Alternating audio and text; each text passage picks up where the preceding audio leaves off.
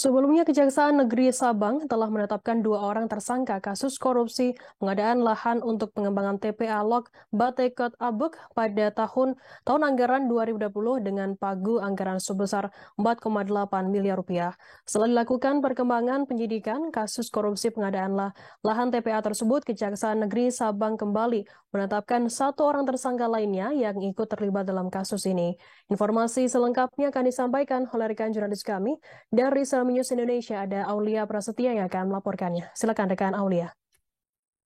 Uh, Terima kasih rekan Felda. Dalam konferensi pers, Kepala Kejaksaan Negeri Sabang Milono Raharjo mengatakan berdasarkan hasil pengembangan, penyidikan dan ekspos internal, setelah ditemukan minimal 2 bukti permulaan cukup, maka tim Kejaksaan penyidik Kota Sabang berkesimpulan dan menetapkan tersangka baru yang harus bertanggung jawab dalam kasus korupsi tersebut.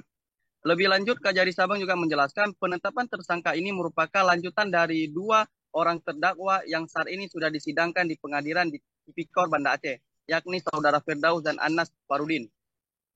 Setelah dilakukan ekspos perkara, penyidik berkesimpulan untuk menetapkan tersangka baru dalam perkara ini, yaitu atas nama inisial DA, selaku pimpinan cabang KJPP Daas Yudhistira dan rekan cabang Medan, dengan surat penetapan tersangka nomor print 71 tertanggal 20 Februari 2023.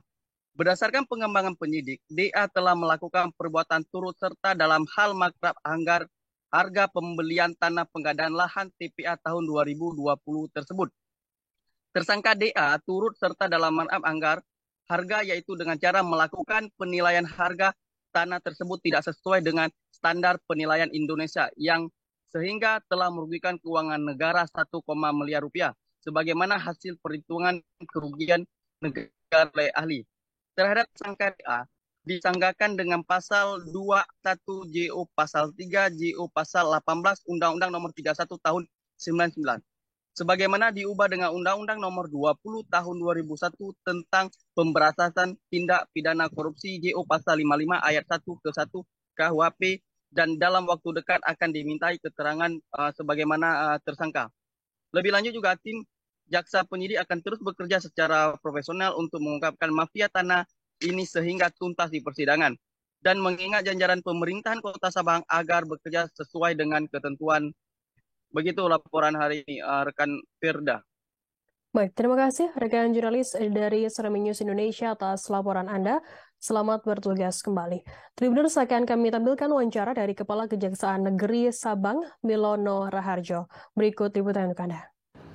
Dalam rangka pengembangan penyidikan dari perkara terdahulu atas nama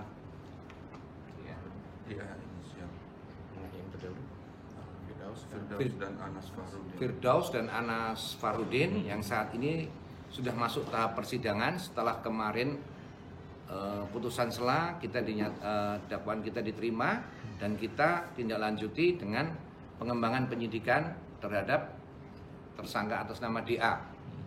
DA ini siapa Pak? Dari mana?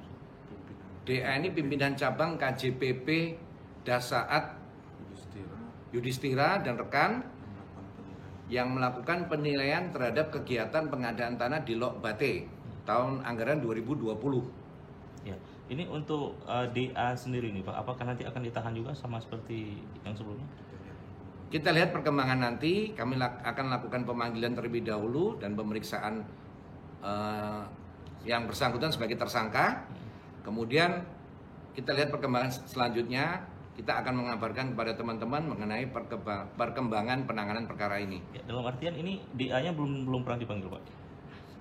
Baru hari ini kita tetapkan sebagai tersangka dan yang bersangkutan sudah pernah dipanggil sebagai saksi dalam perkara sebelumnya. Terima kasih sudah nonton. Jangan lupa like, subscribe, dan share ya.